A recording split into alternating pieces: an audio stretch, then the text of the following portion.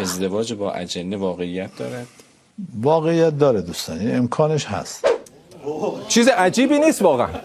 با این قیمت کرایه تالار و ماشین عروس و آینه شمدون و جایزیه و مهریه و شام و رهن خونه، به زودی اینکه یه آدمیزاد بتونه با یه آدمیزاد دیگه ازدواج کنه خیلی غیر ممکن تر خواهد بود. ازدواج با اجنه احتمالاً راحت تره.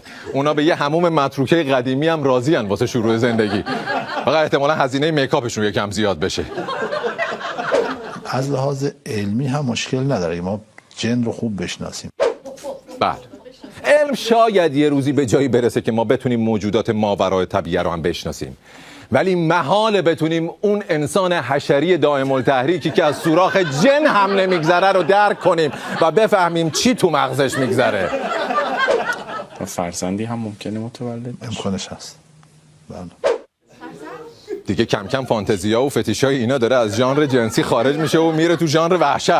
از کودک همسری و چند همسری رد شدن اومدن سراغ جن همسری.